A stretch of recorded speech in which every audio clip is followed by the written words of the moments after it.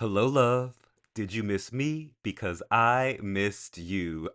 I've been putting out so many Pride videos that I know you thought that, hey, where are those movie reviews? I'm excited to share with you new movies that you might not have heard about, and a few that I previously featured that were traveling on the film festival circuit and that are now available. In the comment section, let me know which movies you plan to watch and which movies you learned about for the first time. And if there are any other movies that you are excited to watch. Now, stay tuned.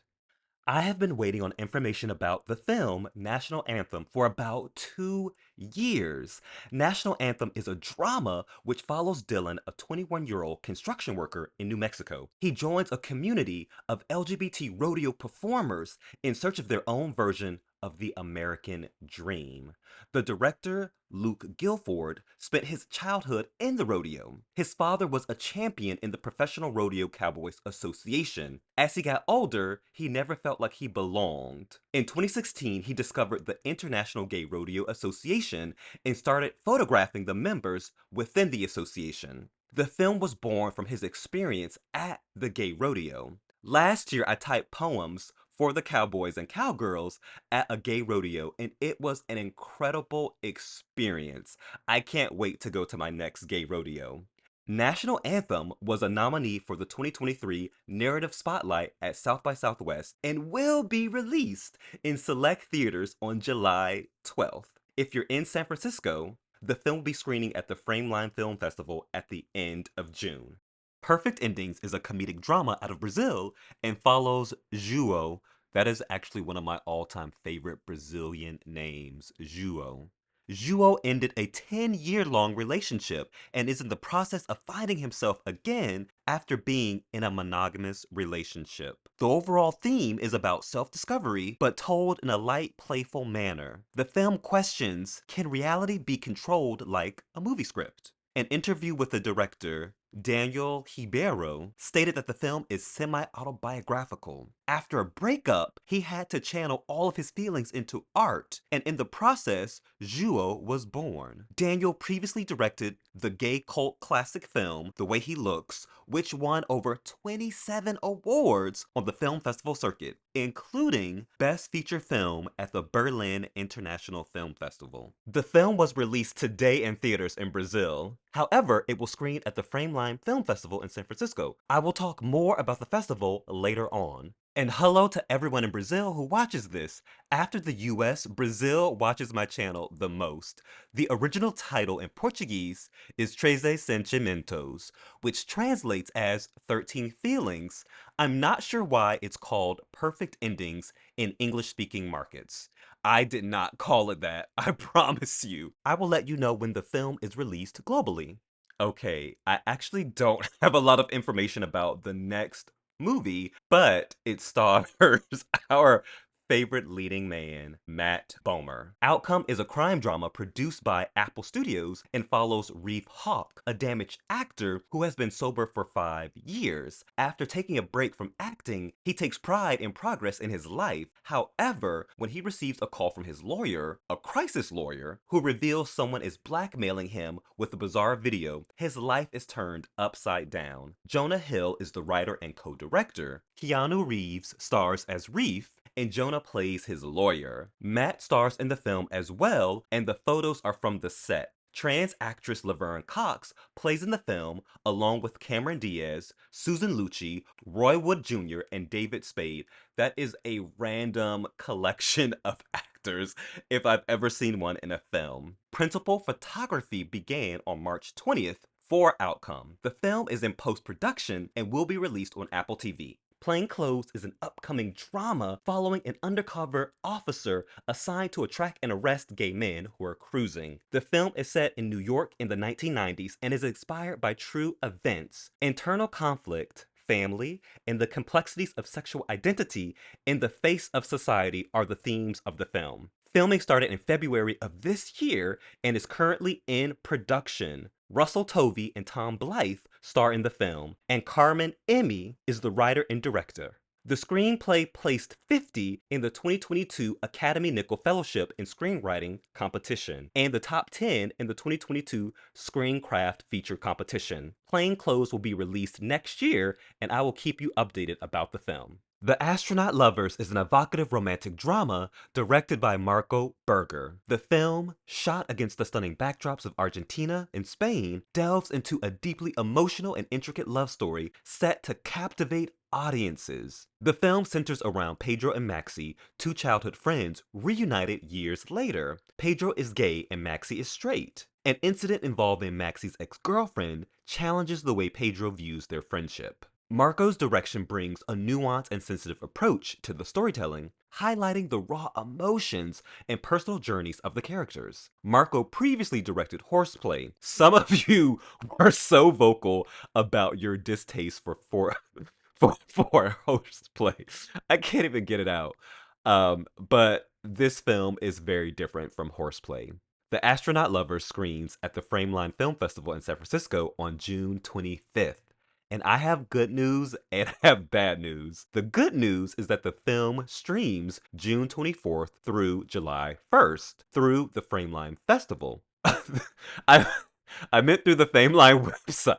Through the Frameline website. I can't get it out. However, it is only available in the US. If you have a VPN, you might be able to watch it and the other films outside of the US. So I previously discussed Summer with Carmen, which is out of Greece. I won't go into detail about it, I promise you. However, it is also streaming at the Frameline Film Festival. And the official trailer came out. I am so excited. This film is gorgeous. So, I have a request. If you purchase the streaming pass for Frameline and watch Summer with Carmen and The Astronaut Lovers, please let me know your thoughts on the films. If you attend the festival in person, let me know which film from the festival was your favorite. Engage is a short, dramatic drama following Darren, who is trying to create the perfect moment for his boyfriend, Elliot. When their relationship is called into an uncomfortable spotlight, Darren realizes he actually might be self-sabotaging himself due to unresolved insecurities about his sexuality. Daniel K. Isaac of Billions stars as Darren, and Ryan Jamal Swain of Pose stars as Elliot. Ryan stars in the upcoming thriller 1 Million Followers that was filmed in Thailand. David Scala is the writer and director of Engaged. Engaged is available on YouTube for free on David's YouTube channel. I added the link in the pinned comment. Young Hearts is a coming-of-age drama out of Belgium following Elias, a 14-year-old boy who lives in the countryside. He has a large group of friends and a girlfriend, Valerie. His life mirrors those around him until he realizes that he might be falling in love for the first time. Young Hearts questions, is it safe to be open about desire surrounded by adolescent pressures in a small town? The film is on brand for Generation Alpha. The main characters do not feel the need to label their sexuality and are forthcoming about their romantic feelings. The film was written and directed by Anthony Schateman, I believe that's how that's pronounced, in his feature directorial debut. The Belgian-Dutch co-production was released in the Generation K+ section at the 74th Berlin International Film Festival, which had its world premiere. It also screened at the Cannes Film Festival this past May. Young Hearts will be released theatrically in Belgium in December. I will keep you updated when it is released globally.